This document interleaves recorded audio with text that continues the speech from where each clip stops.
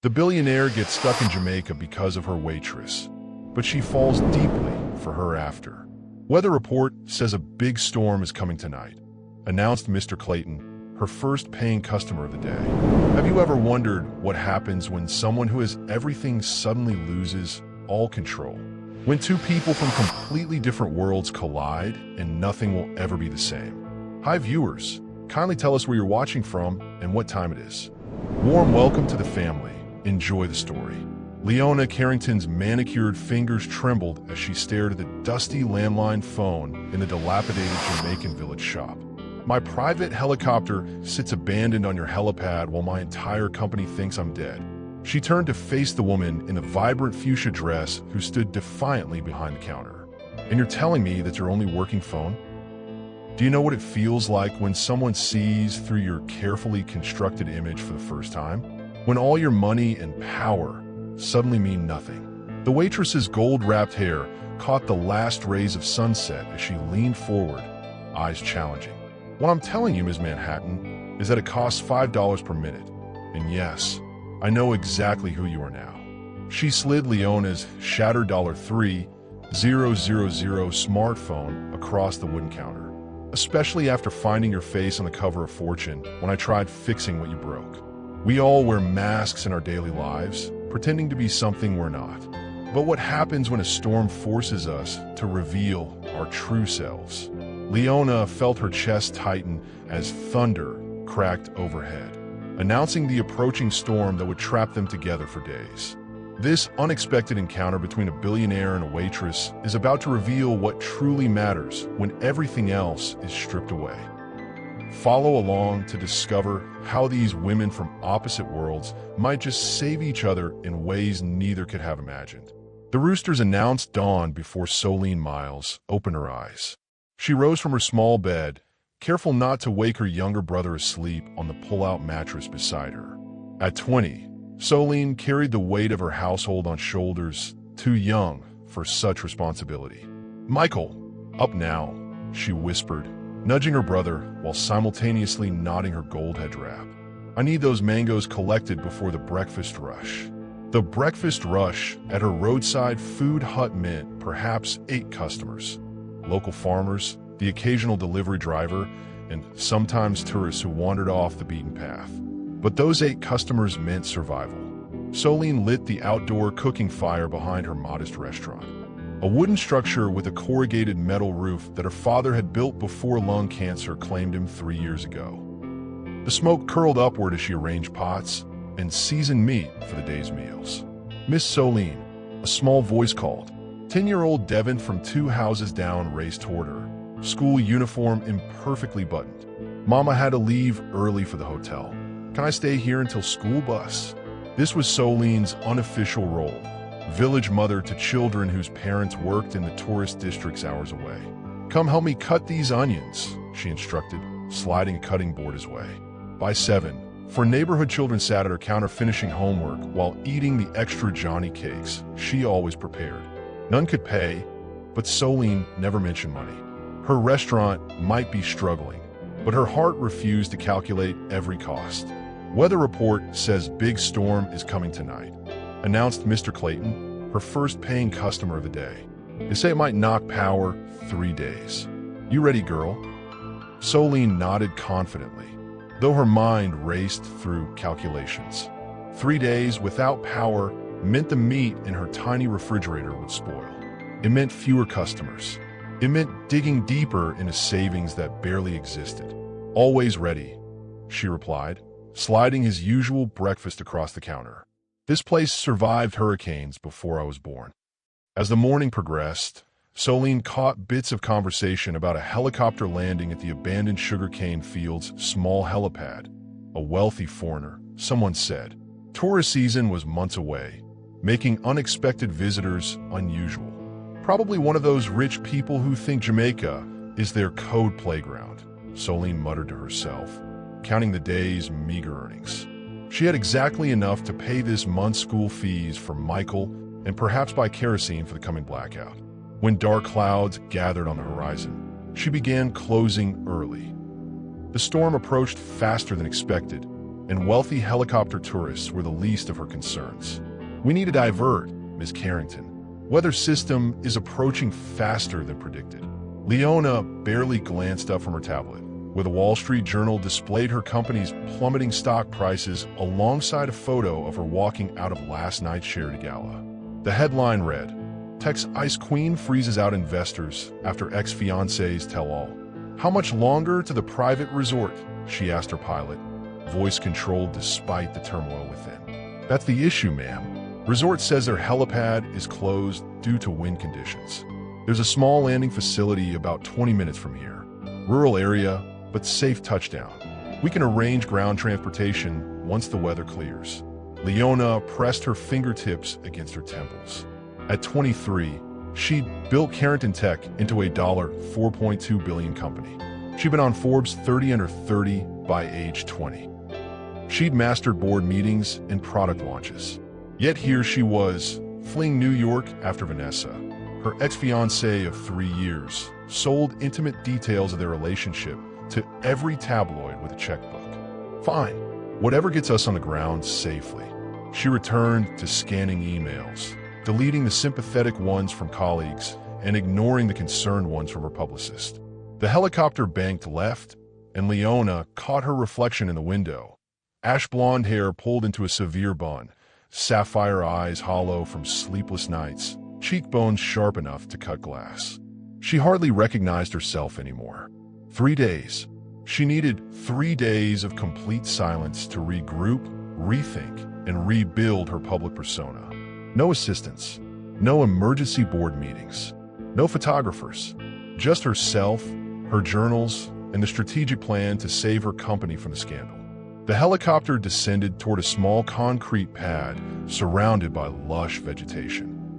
No buildings in sight, except for distant tin roofs peeking through the trees. "Ms. Carrington, there's an issue with the fuel system." The pilot's voice crackled through the intercom as they landed with a harder-than-usual thud. "Warning light indicates we'll need a mechanic before taking off again." Leona's jaw tightened. "How long? With the approaching storm? Could be tomorrow, could be days." "Unacceptable. Call the resort. Have them send a car immediately." The pilot shook his head apologetically. "Already tried. Roads are beginning to flood with the early rains. No cars available until morning at earliest." Thunder rumbled overhead as the first heavy raindrops splattered against the helicopter windows. Leona gathered her emergency bag, containing her satellite phone, medication, and enough cash to buy a small house in this region. "Where's the nearest shelter?" she demanded. "Village about half a mile that way," the pilot pointed. "There's a local eatery that might have a phone. I'll stay with the helicopter and make calls for repairs." Leona stepped out, immediately regretting her Louboutin heels as they sank into the muddy ground. The wind whipped her perfectly tailored ash gray suit, and within seconds, her blouse clung to her skin. For the first time in years, Leona Carrington found herself completely powerless against nature, against circumstance, against the uncomfortable realization that her money might mean nothing in this place. The rain fell in sheets by the time Soline finished securing the wooden shutters over her restaurant windows. She worked methodically, hammering the last nail as lightning flashed overhead. The village had gone quiet, doors locked, animals sheltered, children tucked safely inside. "You need help, Soline?" Old Mrs. Baptiste called from her porch across the road. The elderly woman stood watching, concerned. "All good," Soline shouted back through the downpour. "You go inside now. I'll check on you tomorrow." Half a mile away, Leona navigated the increasingly flooded dirt path, her designer bag held over her head in a futile attempt to stay dry. Her phone showed no service, not even one bar. The satellite device in her bag would work, but not in this torrential rain. Each step sank her deeper into mud, ruining her $1. 200 shoes beyond salvation. 200 billion in tech assets, and I can't even call a taxi, she muttered, squinting through the rain at the faint glow of lights ahead.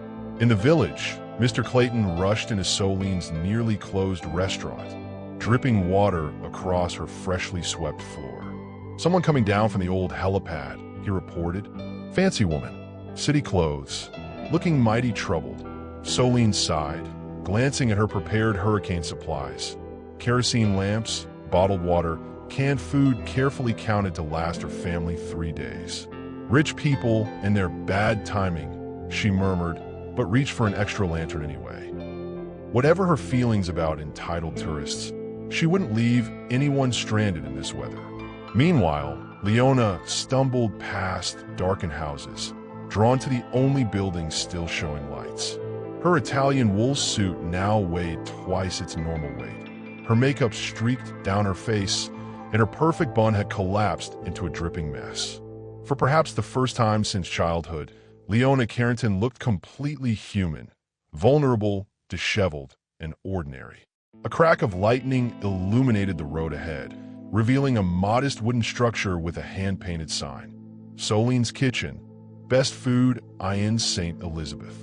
Inside, Soline placed her largest pot under a leak in the ceiling and instructed Mr. Clayton to hurry home before the weather worsened. She was counting the day's earnings, disappointingly few, when she heard footsteps on her wooden porch. "We're closed," she called out without looking up. The door pushed open anyway, bringing with it the howling wind and a drenched figure who stood dripping on the threshold. Designer bag clutched to her chest, expression vacillating between desperation and command. Neither woman could possibly know that this moment, this accidental collision of worlds, would permanently alter both their lives. "I said we're closed," Soline repeated, taking in the stranger's expensive clothes despite their current sorry state. Even soaking wet, this woman's outfit probably cost more than Soline's monthly earnings. "I need a phone," Leona demanded, her voice hoarse from fighting the wind. She dropped her sodden bag onto the nearest table and attempted to wring water from her sleeve. "My helicopter had mechanical issues." Soline crossed her arms. "Helicopter? Well, excuse me for not rolling out the red carpet." Leona's head snapped up, eyes narrowing. No one spoke to her this way. Not employees, not business rivals, not even her own board members. "I can pay whatever ridiculous amount you want for a simple phone call." "Bold of you to assume everything has a price tag," Soline replied, though she gestured toward an ancient rotary phone mounted on the wall. $5 per minute. International calls are 10. Lightning cracked directly overhead, and the lights flickered once, twice, then died completely. Darkness enveloped them, broken only by flashes through the cracks in the shuttered windows. "Perfect timing," Soline muttered, reaching beneath the counter for a kerosene lamp. The warm glow illuminated her features. High cheekbones, determined jaw, eyes that reflected both fire and steel. Leona fumbled through her bag, producing a sleek satellite phone. "I have my own communication device. I just need somewhere dry to use it." She pressed the power button repeatedly, growing increasingly frustrated when it failed to respond. "This is impossible. It was fully charged this morning." "Water and electronics don't mix well," Soline observed, a hint of amusement in her voice. "May I?" Without waiting for permission, she took the device, opened the back panel, and groaned. "Water damage." And she pointed to microscopic cracks across the screen. "Impact damage too." "What did you do?" "Throw it against a rock." "I did no such thing. It must have happened during the walk here." Leona snatched the phone back, accidentally knocking over the kerosene lamp in the process. Soline lunged forward, catching the lamp before it could shatter. But in the chaotic movement, Leona's phone clattered to the floor. When Soline righted the lamp, the phone lay in 2 distinct pieces on the wooden planks. "Now look at what you've done." Leona exploded. "What have I done?" Soline's voice rose to match. "You nearly burned down my entire livelihood." They stood face to face in the lamp's golden circle, 2 forces of nature, one cold precision, one blazing passion, neither willing to yield. Leona broke first, running a hand through her dripping hair. "I apologize for my tone. I'm having an extremely difficult day. My name is Leona Carrington, and I need to contact my team immediately." Soline's expression shifted subtly as she processed the name. She reached beneath the counter and withdrew a dog-eared magazine, flipping it open to reveal Leona's portrait beneath the headline. America's youngest female tech billionaire faces personal and professional crisis. Leona Carrington, Solene repeated slowly. The one whose girlfriend sold secrets to the press. Leona's face was drained of color. Fiancé, ex-fiancé. Thunder shook the building's foundation, emphasizing the sudden tension between them. Well, Ms. Billionaire, Solene said finally, closing the magazine. The landline's dead now, too. No one's coming tonight. No taxis, no rescue helicopters, no adoring assistance. She gestured toward the raging storm outside. It's just you, me, and one of the worst weather systems this village has seen in years. Leona stared at her in disbelief. You expect me to stay here? In this place? No, Solene replied evenly, gathering her supplies. I expect you to follow me to my house before we both drown in this place. Unless you prefer to sleep on these tables. The look of horror on Leona's face almost made Solene laugh. I have a spare mattress, she added, heading toward the door. But fair warning, the bathroom is outdoors, and we don't have air conditioning even when there is electricity. Leona stood frozen, weighing her limited options. Finally, she retrieved her broken phone, gathered her soaked bag, and straightened her shoulders with dignity that seemed absurd given her bedraggled appearance. Lead the way, she said, voice carefully controlled. But I will compensate you appropriately for the inconvenience. Solene paused at the door, lamp illuminating her proud profile. Not everything in life has a price tag, Ms. Carrington. Some things, like human decency during a storm, we call common courtesy. With that, she stepped into the rain, leaving Leona to follow a woman who, perhaps for the first time in the billionaire's adult life, wasn't impressed by her name, her wealth, or her power. Solene's home stood 100 yards behind her restaurant, a modest structure painted pale blue with white trim. In the flashes of lightning, Leona could see potted plants lining the small porch and curtains fluttering through open windows that Solene rushed to close as they approached. Michael, Solene called out, pushing open the front door. We have a guest. A teenage boy emerged from a back room, eyes widening at the sight of the drenched stranger. This is my brother, Solene explained, handing him the lamp. Michael, this is Ms. Carrington. She'll be staying until the storm passes. The helicopter lady? Michael asked, curiosity evident. The very same, Solene confirmed. Can you bring towels while I close the windows? Leona stood awkwardly in the center of the main room, taking in her surroundings. The space was small but meticulously clean, a combined living and dining area with mismatched furniture that somehow coordinated through careful arrangement. Photos lined the walls, Solene with various children, an older man with Solene's same determined eyes, graduation pictures. Your home is... Leona searched for an appropriate word that wouldn't sound condescending. Small? Basic? Not what you're used to, Solene supplied, returning with an armful of blankets. It's home. 3 generations of my family have lived here. Michael returned with towels, handing them to Leona with a shy smile. The bathroom's outside, but we have a bucket system for when it's raining. Water comes from our rain barrel. Leona accepted the towel, trying to mask her horror at the thought of bucket baths and outdoor toilets. Thank you. That's very resourceful. Necessity breeds innovation, Solene said, lighting additional lamps around the room. Michael, did you secure the chicken coop? Yes, and I moved the portable radio to the kitchen table. Batteries full. Leona began patting herself dry, acutely aware of her designer clothes, now clinging inappropriately to her body. Solene noticed her discomfort and disappeared into another room, returning with a faded t-shirt and loose cotton pants. These should fit. They're clean. She handed them to Leona. You can change in my room. First door on the right. Alone in Solene's bedroom, Leona surveyed the simple space. A narrow bed with a colorful handmade quilt, a small wooden dresser, and books stacked neatly on the floor. A single photograph sat on the nightstand. Solene in a graduation cap, beaming beside the same older man from the living room photos. The borrowed clothes felt strange against Leona's skin. Soft from many washings, carrying the faint scent of sunshine and some tropical flower she couldn't identify. They hung slightly loose on her frame. making her feel somehow less substantial. When she emerged, Solene and Michael sat at the kitchen table, the battery-powered radio crackling between them. Expect power outages throughout St. Elizabeth Parish for at least 48 hours, the announcer was saying. Residents are advised to remain indoors until authorities. Solene switched it off when she noticed Leona. Feeling better?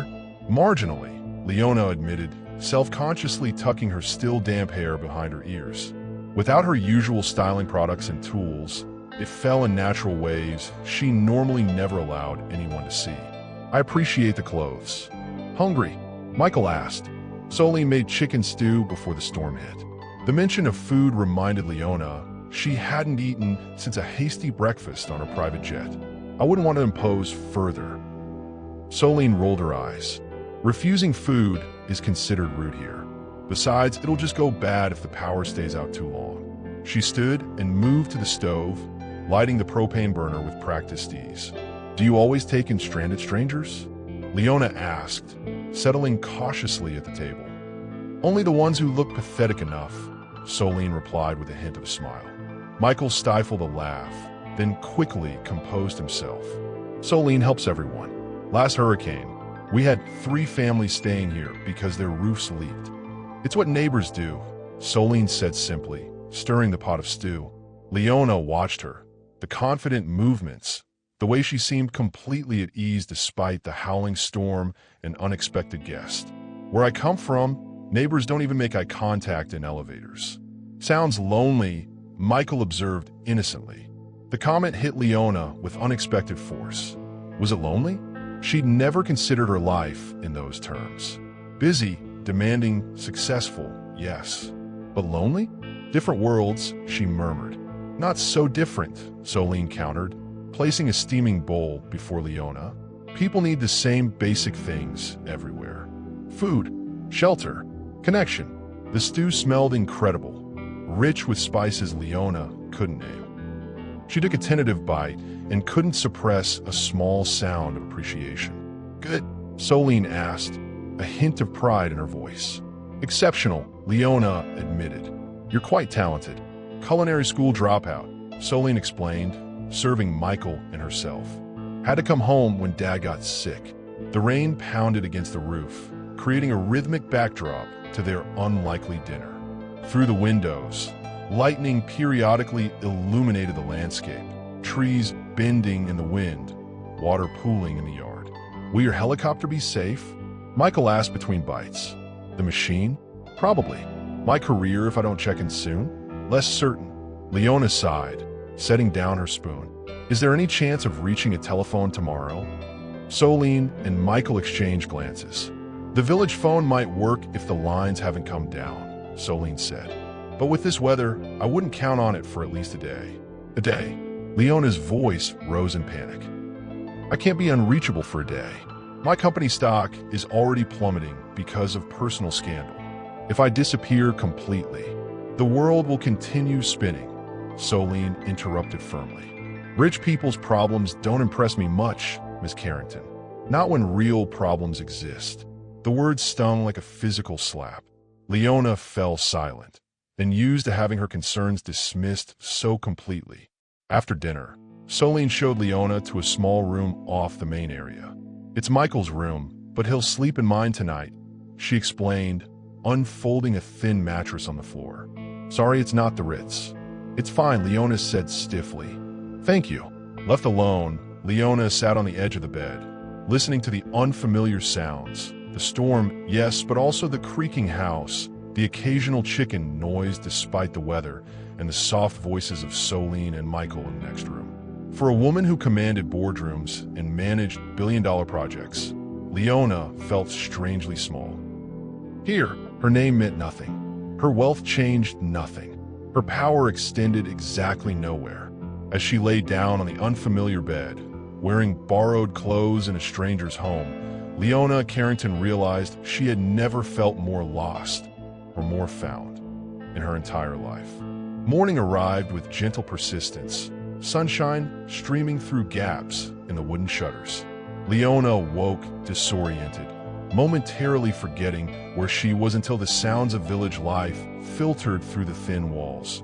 Children's laughter, a rooster's delayed announcement, and the rhythmic chopping from the kitchen. She emerged from Michael's room to find the front door open, allowing fresh air to circulate.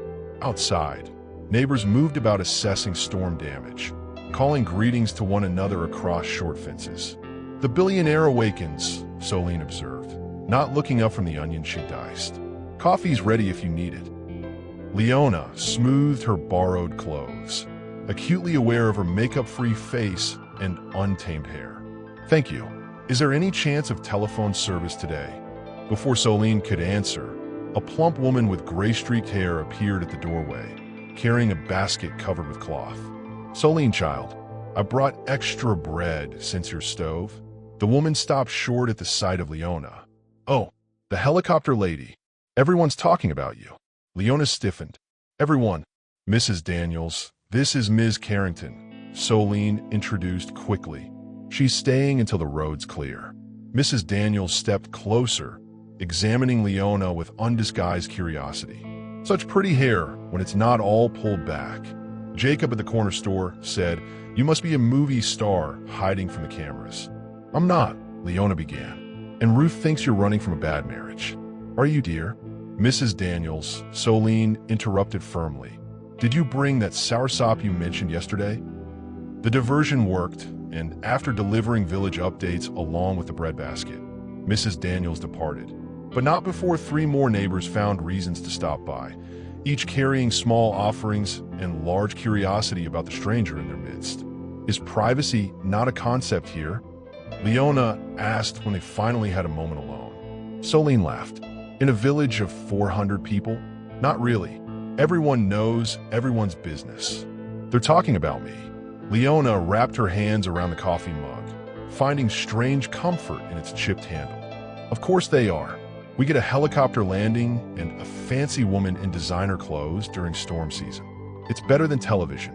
Outside, Michael showed a group of children the fallen mango branch in the yard. One small girl pointed toward the house, whispering behind her hand.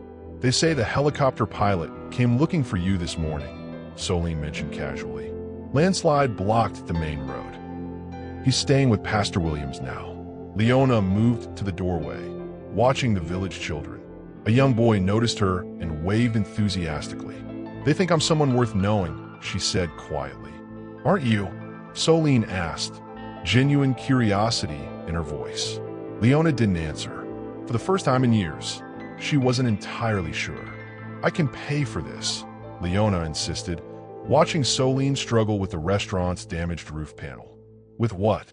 "Your fancy credit cards don't work here," Solene replied, balancing precariously on a wooden ladder. "Besides, I've been fixing this roof since I was 14. They'd spent the morning at Solene's food hut, assessing the storm damage. Water had seeped through corners, spoiling some supplies and leaving puddles on the wooden floor. While Michael mopped inside, Solene attacked the roof repairs with determined efficiency.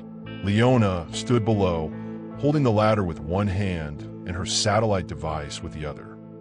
She'd managed to power it briefly using Solene's small solar charger, enough to receive 17 urgent messages from her executive team. "The New York Times is running a piece on my disappearance," she said, scrolling through alerts. "Stock dropped another 8% overnight." "Fascinating," Solene commented drily, hammering a nail with perhaps more force than necessary. "Meanwhile, I lost about $40 in spoiled meat and vegetables. Guess which one of us is actually worried?" The hammer slipped, nearly catching Solene's thumb. She hissed in frustration. "Let me help," Leona insisted again. I know you don't need my help," Leona interrupted. "You don't need anything from me. That's abundantly clear. But I need to do something useful before I lose my mind." Their eyes met in a silent standoff until Solene reluctantly descended the ladder.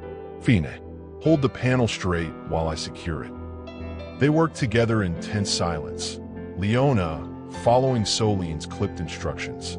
The physical labor felt foreign to Leona's office-trained body, but oddly satisfying. By midday, sweat dampened her borrowed shirt, and her manicured nails were chipped beyond recognition. Why this place? Leona asked as they paused for water. You're clearly intelligent. You could have opportunities beyond this village. Something flickered across Soline's face. Pain, perhaps, or resignation. I did. Scholarship to culinary school in Kingston. I was going to be a chef at a resort. What happened? Life happened. Dad got sick.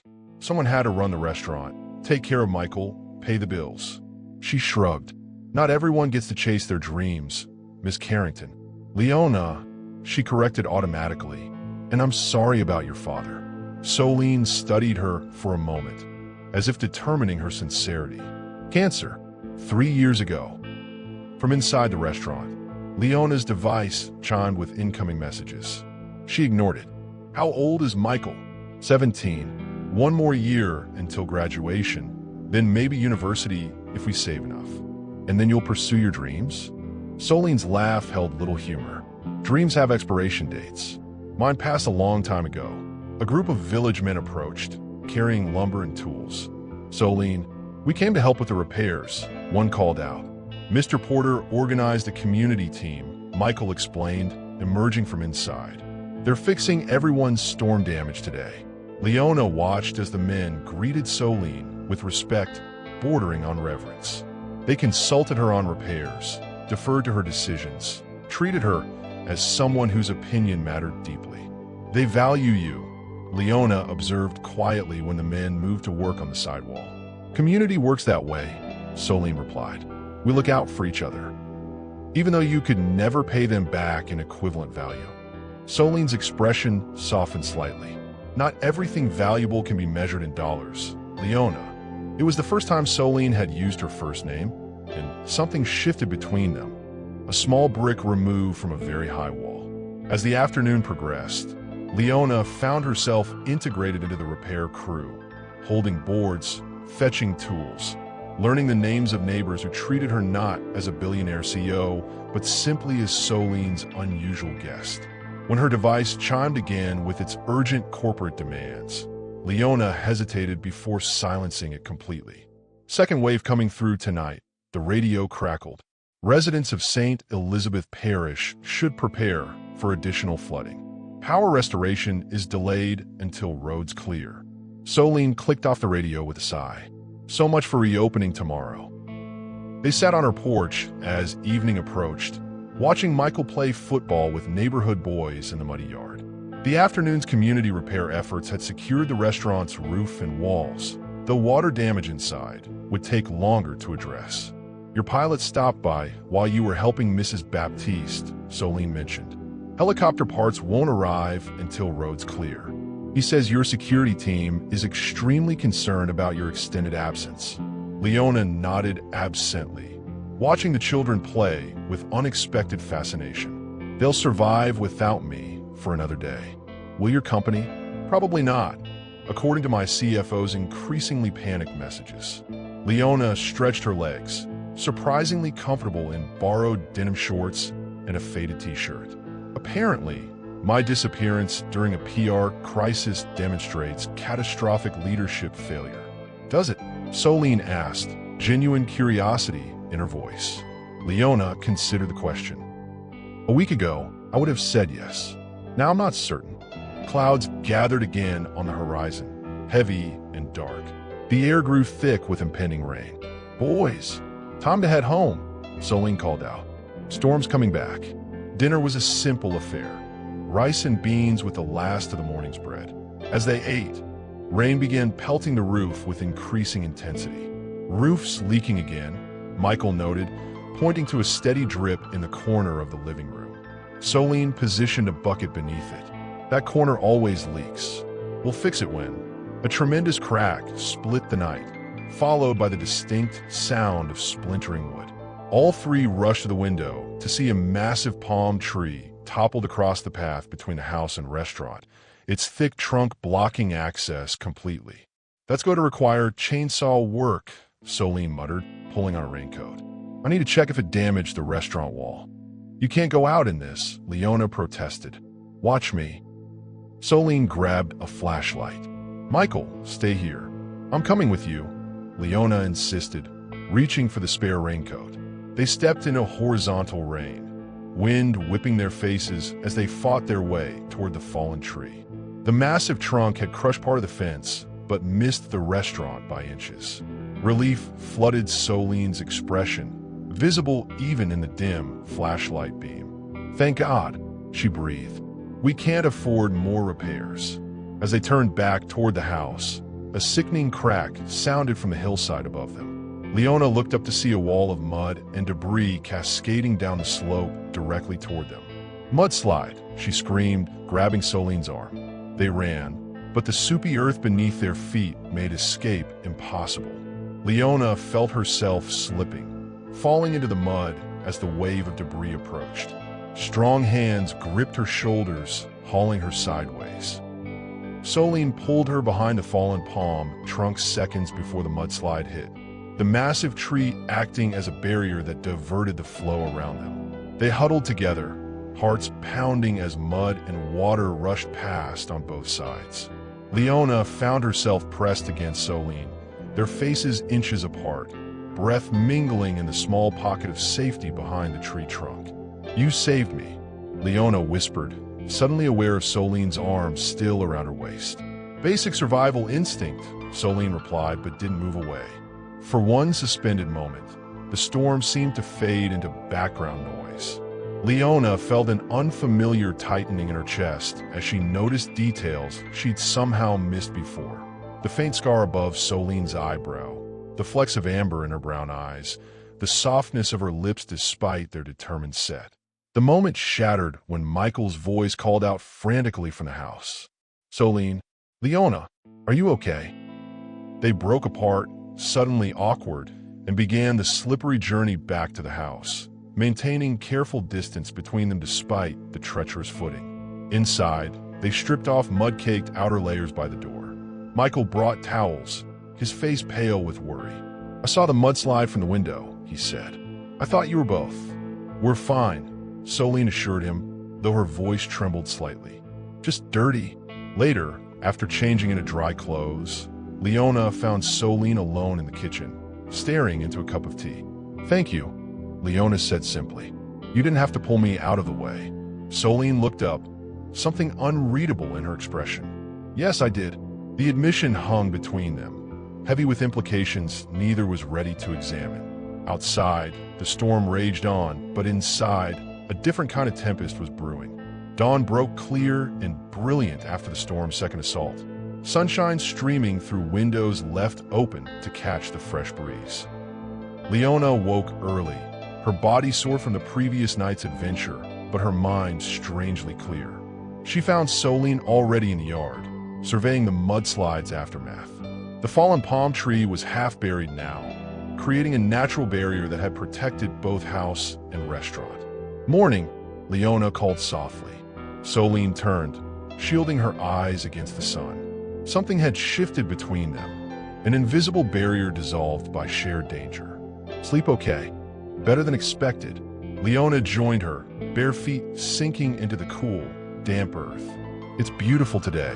Storms do that, destroy everything, then reward you with perfect skies." Soline gestured toward the village, where people emerged to assess damage and begin cleanup. "We call it nature's apology." They worked side by side throughout the morning, clearing debris, salvaging what could be saved from the garden. Michael joined them after breakfast, then left to help neighbors with their repairs. The 3-day isolation had integrated Leona into their routine with surprising ease. By midday, exhausted and dirt-streaked, they collapsed onto the porch steps with cold drinks. "My mother would faint if she saw me now," Leona mused, examining her mud-caked hands and broken nails. "Carrington women don't do manual labor." "What do Carrington women do?" Soline asked, passing her a slice of mango. "Manage foundations." "Atongada." Marry strategically. Leona accepted the fruit, juice running down her fingers. "I disappointed her by building a company instead, then devastated her by falling in love with a woman." The admission emerged without calculation, the first time Leona had mentioned her sexuality directly. She waited for judgment that didn't come. "My father wanted a son first," Soline offered instead. "He got me." Then Michael 14 years later. By then, he'd forgotten his disappointment and decided daughters were better anyway. Were you close? Inseparable. He taught me everything. Cooking, business, fixing things. Soline's voice softened with memory. When he got sick, he made me promise to look after Michael and the restaurant. And your mother? Left when I was 8. Couldn't handle village life anymore. Soline shrugged, but the casual gesture couldn't mask old pain. Some people aren't built for commitment. Leona studied her profile, struck by the strength evident in every line. Like my ex-fiancée, she claimed my work consumed me, left no room for her, then sold our private life to the highest bidder. That's cruel, Soline said simply. Yes. Leona leaned back, face turned toward the sun. The worst part? She wasn't entirely wrong. I did put work first. Always. What? The question was gentle but direct. No one had ever asked Leona that. Not her therapist, not her board members, not even Vanessa during their fights. Because success feels like safety, she answered finally.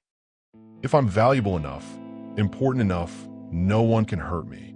The truth hung between them, raw and unadorned. Soline said nothing, but her hand moved to cover Leona's on the wooden step, fingers intertwining naturally. They sat in comfortable silence until Michael returned with news that electricity was being restored to the village center. Phone lines should work by evening, he reported. Leona felt a surprising reluctance at the prospect of reconnection with her world. I should help you clean the restaurant interior, she said to Soline, before I have to deal with the corporate crisis waiting for me. You don't have to. I want to. Leona interrupted. Consider it my way of saying thank you. The afternoon passed in shared labor, wiping down surfaces, mopping floors, and salvaging what inventory remained. They worked in easy rhythm, conversation flowing more freely than before. Childhood memories, favorite books, dreams once cherished. You never married? Leona asked as they scrubbed tables side by side. Never found someone worth the trouble, Soline replied. Then, after a pause, and you don't find many women who look at other women that way in small villages. The admission settled between them like a revelation. Ah, Leona said softly. So we have that in common too. Their eyes met across the table, recognition sparking something neither had anticipated. The moment stretched, electric with possibility, until the restaurant door banged open, shattering the connection. Telephones working at the community center. Michael announced triumphantly. And the internet. Everyone's trying to use it. Leona straightened, reality crashing back. I should call my office. Of course, Soline agreed, her expression carefully neutral once more. Your real life is waiting. The words carried a weight that followed Leona all the way to the community center, where a line had formed for the single working computer. Real life. As if these days in the village had been something else entirely. Ms. Carrington, are you all right? We've been trying to reach you for days. Leona's executive assistant's voice crackled through the community center's ancient speakerphone, loud enough for everyone waiting in line to hear. I'm fine, Jennifer, Leona replied, acutely aware of curious eyes watching her. There was a storm. Communications were down. The board called an emergency meeting yesterday. Your absence raised serious concerns about leadership stability. The stock. I'm aware of the situation, Leona interrupted. Schedule a video conference for tomorrow morning. I'll have a stable internet by then. She ended the call quickly, uncomfortable with her private business echoing through the small building. As she turned to leave, the center's single computer screen caught her attention. A news website displayed her own face beneath a glaring headline. Tech queen goes missing amid scandal. Sources fear breakdown. You're her, aren't you? The elderly man managing the computer asked. The rich lady they're all talking about on the news. Before Leona could respond, a young woman approached, smartphone extended. Can I take your picture? No one will believe I met a real billionaire in our village. I'd rather not, Leona began, but the flash had already fired. Jasmine, the community center coordinator scolded. That's rude. Sorry, but it's not every day we get celebrities here. Jasmine replied, thumbs already flying across her screen. I'm just posting it to my friends. Leona left quickly, discomfort growing with each step back towards Soline's house.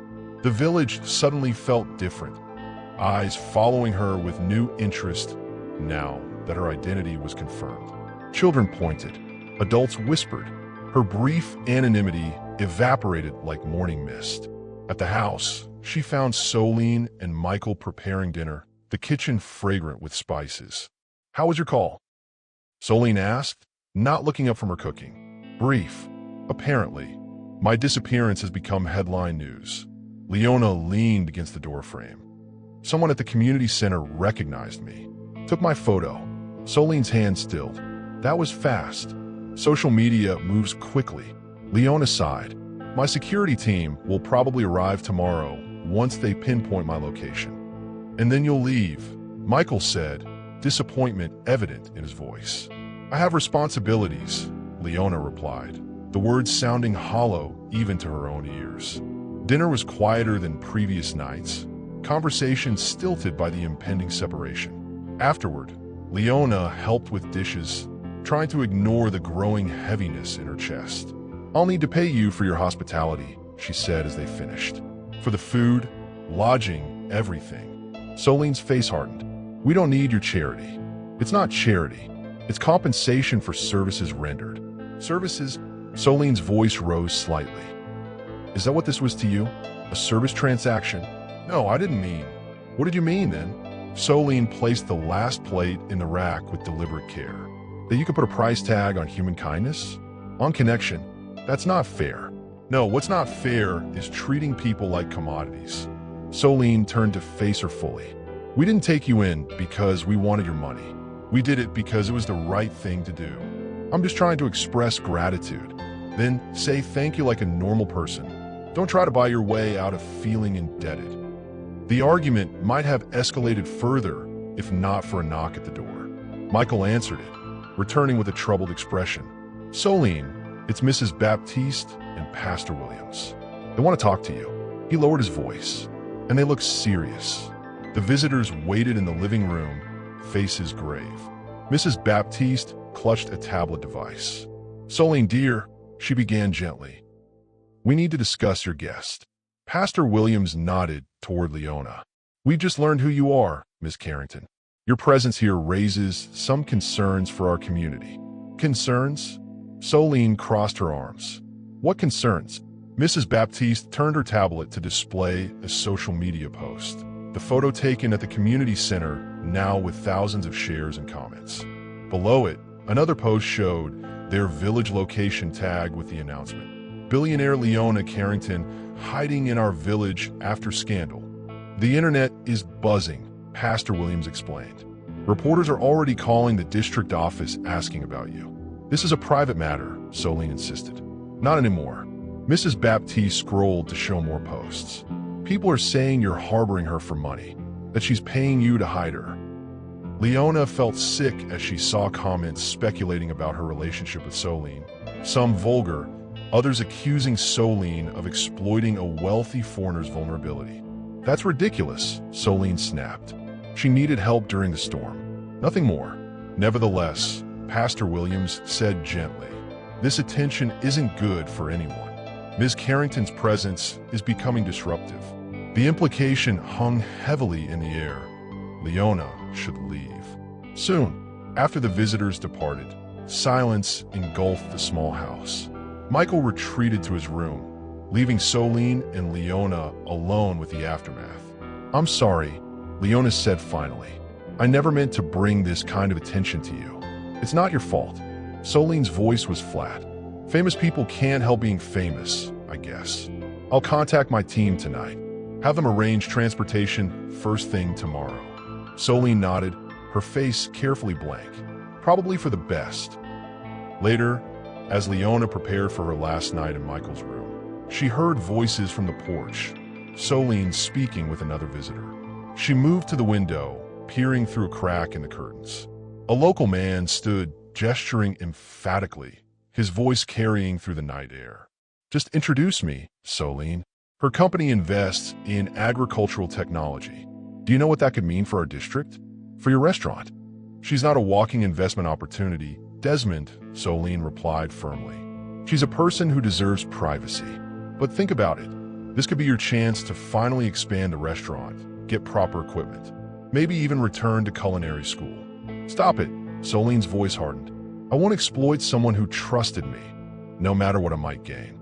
That's not who I am. Leona stepped back from the window, heart pounding strangely in her chest. In a world where everyone wanted something from her. Media attention, investment capital, status by association. Soline wanted nothing but to protect her dignity. The realization hit with unexpected force. For the first time in years, someone saw her as a person first, not a resource to be mined. As she lay awake that night, Leona's thoughts raced between the corporate crisis awaiting her return and the unexpected connection she'd found in this unlikely place. By morning, she would return to being Leona Carrington, billionaire CEO, powerful, isolated, perpetually performing. The prospect no longer felt like going home. It felt like going into exile. Morning came with a rumble of engines. 3 black SUVs with tinted windows crawling up the village's main dirt road like invaders from another world. Leona watched from Soline's porch, coffee cup clutched in both hands, as the vehicles stopped outside the house. Your people found you, Soline observed quietly, appearing beside her. Before Leona could respond, car doors opened and 4 suited men emerged, led by a tall woman whose crisp white pantsuit remained impossibly unwrinkled despite the humidity. Diana Chun, Leona's head of security, surveyed the modest home with poorly disguised distaste. Ms. Carrington, she called, not approaching the porch. We've been extremely concerned. Are you prepared to depart? The formality of the question, asked across the distance of a small yard, created an immediate barrier between Leona's worlds. Villagers paused their morning activities to watch the spectacle unfold. Give me a moment, Leona replied, turning back toward the house. Inside, she changed quickly into her now clean original clothes, the expensive fabric feeling foreign against her skin after days in Soline's borrowed garments. She folded the t-shirts and shorts neatly on the bed, smoothing a hand over them one last time. Michael appeared in the doorway. You're really leaving? It wasn't a question, but Leona answered anyway. I have to. No, he said with teenage bluntness. You want to? The accusation stung precisely because it contained a kernel of truth. She was choosing to return to her world, despite everything she'd discovered in this one. Outside, Diana's voice carried through the open window. We need to move quickly, Ms. Carrington. The board meeting has been rescheduled for this afternoon. Leona emerged with her small bag, finding Soline and Diana engaged in a frigid standoff. I was explaining to your host that we need to minimize media exposure, Diana said, glancing pointedly at the small crowd gathering nearby. The helicopter is fueled and waiting. These people protected me during the storm, Leona replied, her voice carrying. They deserve respect, not condescension. Diana blinked, clearly surprised by the rebuke. Of course, no disrespect intended. One of the security men stepped forward. Ma'am, we should discuss compensation for these individuals before departing. I have forms they can sign. Stop. Leona's command froze in mid-sentence. These are not service providers to be paid off. They're my friends. The word hung in the morning air, simple yet profound. Soline's expression softened almost imperceptibly. Ms. Carrington, Diana pressed, your absence has created a significant corporate crisis. The board is questioning your judgment. Then they can continue questioning it. Leona stepped off the porch, moving to stand beside Soline rather than her security team. I'm not leaving yet. Diana's professional composure cracked. Excuse me, I have unfinished business here. Leona turned to face Soline, whose surprise mirrored Diana's. If that's okay with you. Soline studied her face, searching for something in Leona's expression. Whatever she found there made her nod slowly. Your helicopter isn't going anywhere. Diana stepped forward, lowering her voice. Leona, your company is in free fall. The press is speculating about mental breakdown. Your mother has called 17 times, and they'll all survive another day without me. Leona met her security chief's gaze steadily. I need you to deliver a message to the board. I'll join their meeting remotely tomorrow morning. Until then, I'm unavailable. This is most irregular. So is finding oneself human again after years of forgetting. Leona smiled slightly. Please, Diana, trust me on this. The standoff lasted several tense seconds before Diana retreated, gesturing sharply to her team. We'll remain in the area. Call when you're ready to depart. As the SUVs pulled away, villagers whispered among themselves, watching Leona with new eyes, not as a wealthy curiosity, but as someone who had chosen them over her own world, even temporarily. You didn't have to do that, Solene said quietly when they were alone again. Yes, Leona replied. I did. The security team's retreat left an unexpected freedom in its wake. With her identity fully known and her choice to stay made public, Leona found herself welcomed into the village with new warmth. Children who had watched her cautiously now approached with shy questions about her helicopter. Women invited her into their kitchens to taste family recipes. Men nodded respectfully as she passed. You've become quite the local celebrity, Solene observed as they walked toward the beach that afternoon, a rare break from the restaurant cleanup. For entirely different reasons than I'm used to, Leona replied. They seem impressed that I stayed. People here value loyalty above wealth. By choosing to remain, you showed character. The beach stretched before them, empty save for a few fishing boats pulled onto the sand. Without discussion, they removed their shoes, letting cool water lap at their ankles as they walked. What made you stay? Solene asked finally, voicing the question that had hung between them since morning. Leona considered her answer carefully. For the first time in years, I felt like myself. Not the CEO, not the billionaire, not the scandal-ridden heiress. Just Leona. And who is she exactly? I'm still figuring that out. Leona stopped walking, turned to face the ocean. But I know she feels more real here than she does in Manhattan. Solene moved to stand beside her, shoulders nearly touching. That's the ocean effect. It makes everyone more honest. Is it working on you too? Leona asked softly. Their eyes met, the question hovering between them like the salt in the air. Solene looked away first, but not before Leona caught the flush rising on her cheeks. Maybe, Solene admitted. But honesty is dangerous when tomorrow isn't guaranteed. Because I'm leaving. Because you belong to a different world. They continued walking, the space between them charged with unspoken possibility. When they reached a fallen palm tree, Solene sat, patting the trunk beside her. Leona joined her, conscious of their proximity. Tell me something true, Solene said, that no one in your corporate world knows about you. Leona laughed softly. That's a dangerous request. We're beyond safe territory already. The truth tumbled out before Leona could reconsider. I hate my job sometimes. The constant performance, the isolation, the weight of everyone's expectations. Some mornings I wake up and wonder what would happen if I just disappeared. And now you know, Solene replied. The world continues spinning. Your turn. Something true. Solene traced patterns in the sand with her toe. I resented you when you first arrived. Your perfect clothes, your endless resources, your freedom to come and go as you please. I thought you represented everything I could never have. And now I see the golden cage around you. Different prison, same trapped feeling. Their hands rested inches apart on the rough bark. Neither acknowledged when their fingers slowly intertwined, the contact sending electricity up Leona's arm. When do you leave? Solene asked, eyes fixed on the horizon. Soon. Tomorrow, maybe the next day. Then we shouldn't waste time. The kiss caught Leona by surprise. Solene leaning forward, bridging the final distance between them. Her lips were soft, tasting of salt and coconut. The contact brief, yet seismic. When they separated, Leona felt breathless despite the kiss's gentleness. I shouldn't have done that, Solene whispered. I'm glad you did. Leona's hand rose to Solene's cheek. I wanted to sense the mudslide. The second kiss deepened, fingers tangling in hair, bodies turning toward each other on their makeshift bench. When they finally broke apart, the sun had begun its descent toward the horizon, painting the water in gold and crimson. This complicates everything, Solene said, her forehead resting against Leona's. Everything worth having usually does.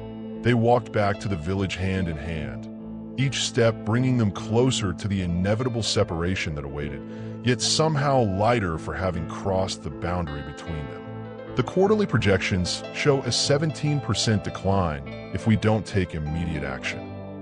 The board member's voice crackled through Solene's borrowed tablet, his face pixelated by the village's inconsistent internet connection.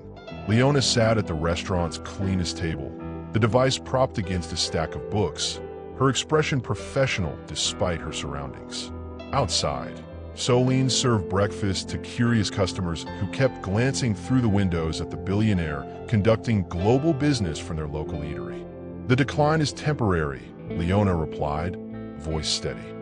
Our fundamentals remain strong. Investor confidence will return once we clarify the situation. With all due respect, Ms. Carrington, another board member interjected, your current location isn't helping restore that confidence. Social media is flooded with images of you in some Caribbean village instead of handling this crisis. I'm handling it from here, Leona countered. Location is irrelevant in our digital age. Or are you suggesting my leadership capabilities diminish with latitude? The chastened silence gave her momentary satisfaction. I'll return to New York when I'm ready, she continued. Meanwhile, release the statement we prepared and proceed with the product launch as scheduled. That's my decision. The meeting concluded with reluctant acceptance. Board members clearly unhappy, but unwilling to challenge her directly. As Leona ended the call, she noticed Solene watching from behind the counter. Impressive, Solene said, approaching with fresh coffee. You become someone else entirely in business mode. Is that good or bad? Different, powerful. Solene set the cup down. Somewhat terrifying. Leona laughed, the tension of the meeting dissolving. That's the point. Nobody challenges the Ice Queen. Nobody except a waitress in Jamaica. Their eyes met, shared memory of kisses on the beach warming the space between them. Since that evening, they'd moved carefully around each other, aware of shifting boundaries but conscious of the clock ticking down their time together. About yesterday, Leona began. The restaurant door swung open, admitting Michael with a stack of mail. Finally got through. Post office was backed up after the storm. He dropped several envelopes on the counter, then one directly in front of Solene. This one looks important. Solene examined the official-looking envelope, her expression clouding as she read the return address. Excuse me, she murmured, stepping outside with the letter. Leona watched through the window as Solene opened it, her shoulders slumping visibly as she read. When she returned, her face had hardened into careful neutrality. Everything okay? Leona asked. Fine, just business. Solene tucked the letter into her pocket. Your corporate world isn't the only one with problems. Before Leona could probe further, her phone chimed with an incoming call. Her mother's name flashing on the screen. She excused herself, stepping onto the porch to answer. Leona Elizabeth Carrington. Her mother's crisp voice cut through pleasantries. What exactly do you think you're doing? Hello to you too, Mother. Don't be flippant.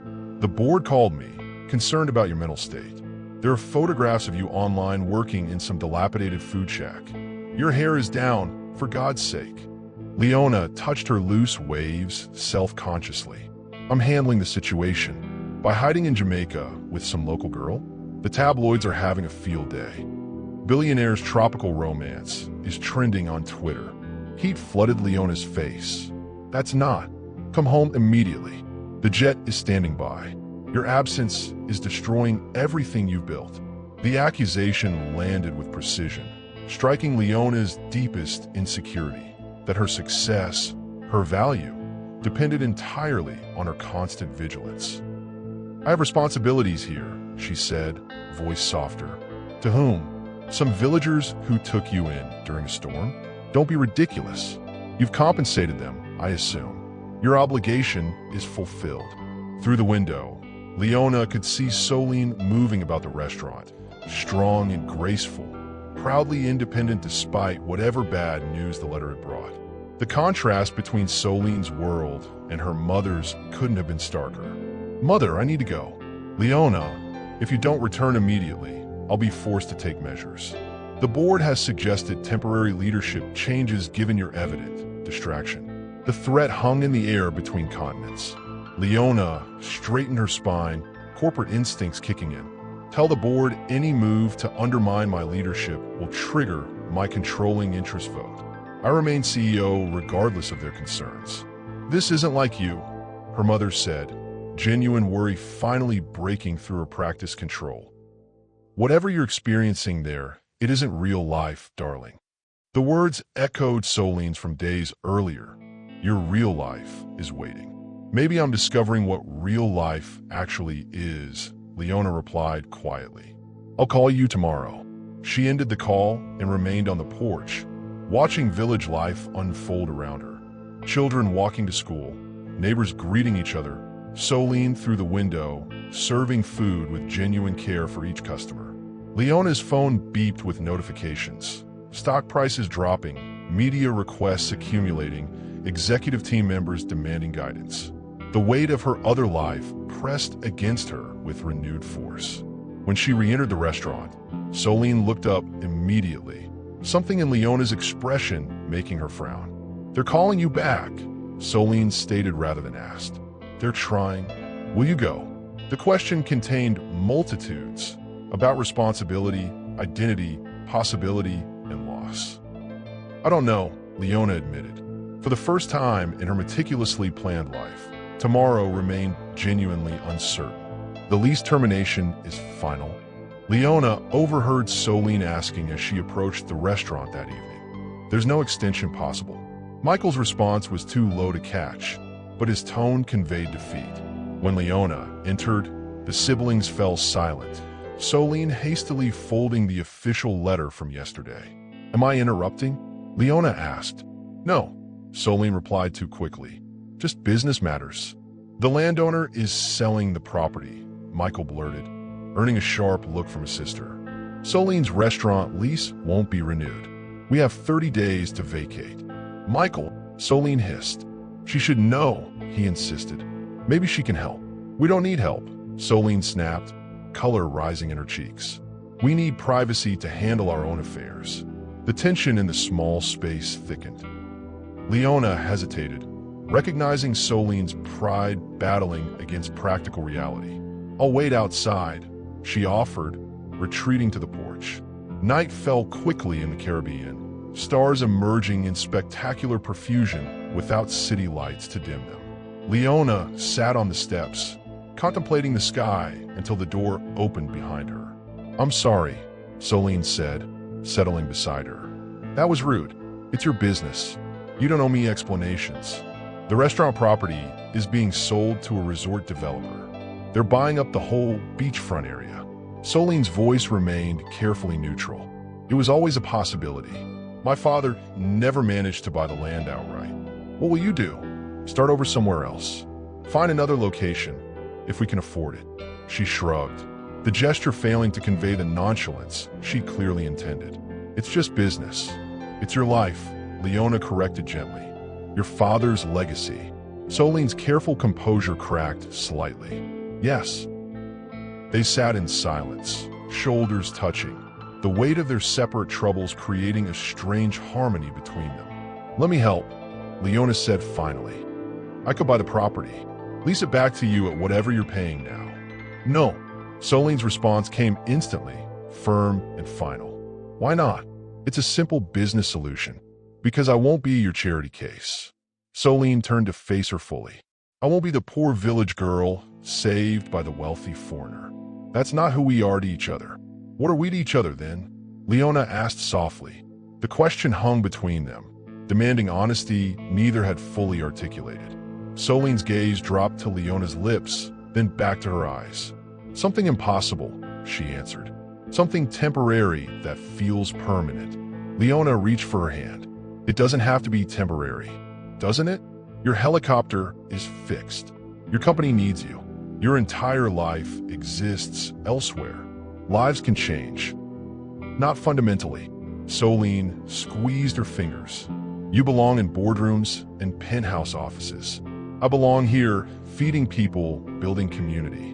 We had a beautiful moment outside of real life, but the moment's end. The truth hurt precisely because Leona recognized its validity. They had constructed a temporary sanctuary from reality, but sanctuary walls eventually crumble. Come to New York with me, she proposed suddenly. Just for a visit. See my world before deciding it can't include you. Solene laughed softly. Me in Manhattan? Wearing what? Saying what? I'd be completely out of place. The way I was here at first. But I adapted. For a few days as a novelty, not as a life. The impasse stretched between them. Two worlds refusing to merge despite the hearts that wished otherwise. I'm leaving tomorrow, Leona admitted finally. Diana called. The company situation is becoming untenable without my physical presence. Though Solene nodded as if expecting this, pain flashed across her features. Of course, you've stayed longer than anyone anticipated already. This isn't how I want things to end between us. How did you imagine it ending? Solene's question carried no bitterness, only genuine curiosity. Leona had no answer that wouldn't sound naive or presumptuous. Instead, she leaned forward, capturing Solene's lips with her own, pouring everything she couldn't articulate into the connection between them. When they separated, Solene's eyes remained closed for a moment, as if memorizing the sensation. Come inside, she whispered when she finally looked at Leona again. If tonight is all we have, let's not waste it talking about tomorrow. Hand in hand, they entered the house, closing the door on the watching stars and the separate worlds that waited to reclaim them with the dawn. 3 months later, Leona's helicopter approached the familiar landing pad, now expanded and properly maintained. The pilot's voice came through her headset as they descended. Quite a change since our emergency landing, Ms. Carrington. Leona nodded, taking in the transformed landscape below. The village looked both familiar and renewed. Roads improved, several buildings freshly painted, solar panels glinting from some rooftops. The foundation investments are making a difference, she observed. After returning to New York, Leona had established the Carrington Rural Development Foundation, its first project focused on sustainable infrastructure in St. Elizabeth Parish. The official explanation satisfied her board and shareholders. Positive PR, rebuilding her image after the scandal. Only Leona knew the true motivation behind the foundation's unusually specific first mission. As the helicopter touched down, Leona spotted a familiar figure waiting at a distance. Michael, taller than she remembered, waving enthusiastically. Her heart quickened as she scanned the area behind him, searching for another face. Welcome back, Michael called as she descended. The whole village is talking about your visit. It's good to see you, Leona replied, embracing him warmly. How's school? Better with the new computer lab your foundation provided. His grin was infectious. I got accepted to university in Kingston. Engineering program. That's wonderful news. They walked toward the village, Michael updating her on community developments. Leona listened while her eyes continued their search, disappointment growing with each passing minute. She's at the new place, Michael said finally, correctly reading her distraction. Working as usual.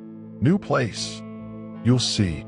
They rounded a bend in the road, revealing a building Leona didn't recognize. A 2-story structure with wide windows and a spacious deck overlooking the ocean. The sign above the entrance read, Solene's Restaurant and Culinary School. What is this? Leona asked, stopping in her tracks. Her dream, Michael replied simply. After you left, some investors from Kingston approached her. They'd heard about the famous chef who hosted a Billionaire during the storm. Offered her a partnership to create this place. She never told me. You know Solene, too proud to share the success she hasn't fully earned yet. Michael nodded toward the entrance. Go on. She's inside. Leona hesitated, suddenly uncertain. Their goodbye 3 months ago had been emotional, but final.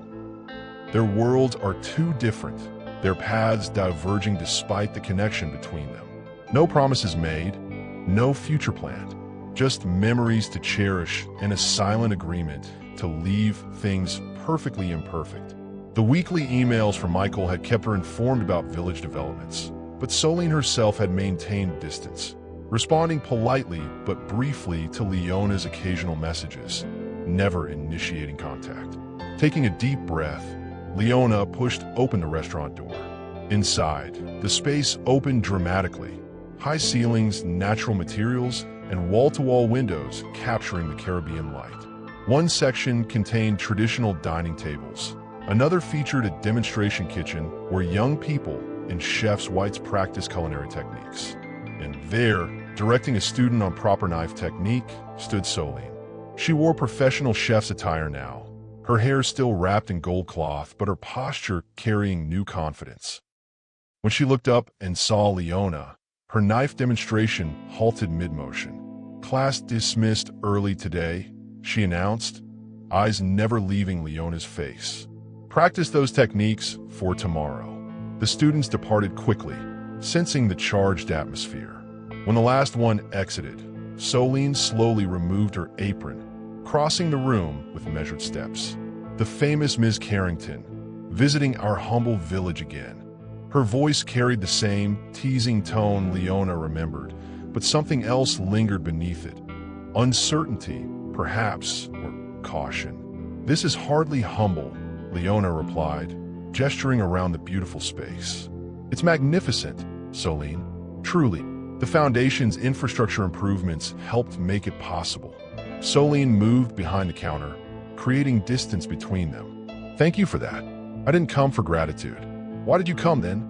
The direct question, so characteristic of Soline, pierced through pleasantries.